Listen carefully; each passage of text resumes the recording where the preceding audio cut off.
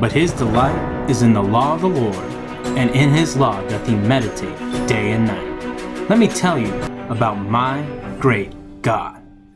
Hey guys, Pastor Tim here. Hope you're ready to get your day started off in God's Word. Today we are in Genesis chapter 26, and if last chapter we saw Isaac and Rebekah handle the same obstacles and trials that Abraham and Sarah faced in a godly way, this chapter we see them face some of the same obstacles and handle it in the same sinful manner. And it will become very apparent to you when you read the chapter what this is very similar to, and that is the lie or half lie of, oh, my wife, that's not my wife, that's my sister. Didn't work out for Abraham, wasn't going to work out for Isaac either. So what we see here is there was a famine in the land, and I don't know if Isaac was maybe thought about going down to Egypt, but God told him straight up, hey, don't go to Egypt. That was a mistake that Abraham made, all right, and he didn't want Isaac to make the same mistake. He said, hey, and this is a good lesson for us that Abraham, should have knew better to begin with. He said, if you stay in the land that I promised unto you, Abraham your father, and unto you, and I'll provide for you, I will protect you, I will give you what you need. And it's a great lesson that we could take for ourselves as well as, instead of going to the world, putting our faith and trust in the world for our needs when things get tough, continue to put our faith and trust in God. Follow him, staying in the will of God, all right, because that is where he will bless and protect us and provide for us in our times of need. So Isaac doesn't go all the way to Egypt. He stops in Gerar, which might sound familiar, and the king there was obviously Abimelech.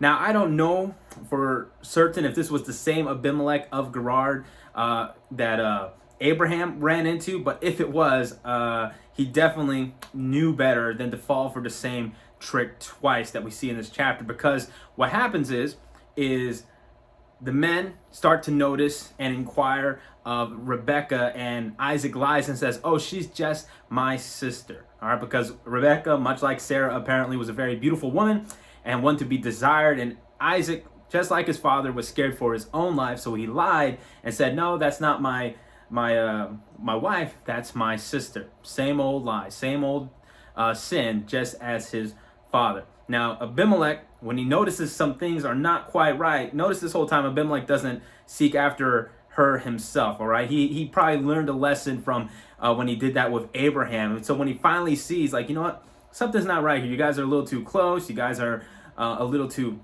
intimate. And he says, for certain, this is not your sister. This is your wife. And he finds him in a lie, all right? And same sin as his father, and you gotta believe that it's just the same loss. The testimony, it definitely affected Isaac's ability or his testimony with the people of the Philistines at this time, all right, caught in the same lie.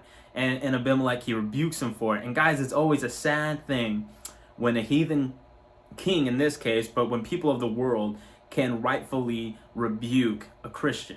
All right, we should know better. We do know better. All right, if you are faithfully in God's word, following him, you do know better. All right, and what a shame when the world has reason to mock God because of your sin.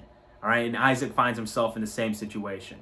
So the chapter goes on, they make good, and Isaac, he continues to dwell in the land of Gerar, and he becomes great, and God blesses him, and he becomes very fruitful, and he becomes a very mighty man to the point where the rest of the Philistines felt kind of uneasy. One, they might have been jealous of him. Two, they might have been scared of him. All right, this is becoming a mighty man that we have in our land that is not of us.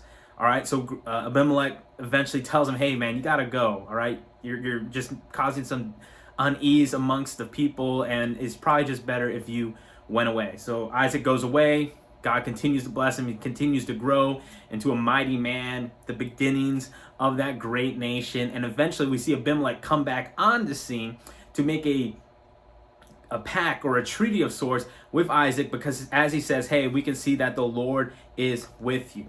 He couldn't say that immediately when Isaac lied to him about his wife, but now he can see, as God has continued to bless him and as he has grown, all right, and probably seen some more positive things about Isaac himself, he can definitely come to him and say, hey, we have seen of a certainty that the Lord is with you, all right? And they make this pact, they make this treaty, so to speak.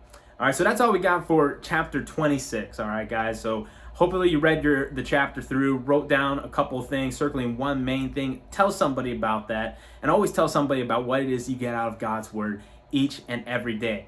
Now, we're going to get to a lot of interesting, especially next chapters. Next chapter is one of my, not my favorite chapters, but it's a very interesting chapter that I really like, some great lessons from it.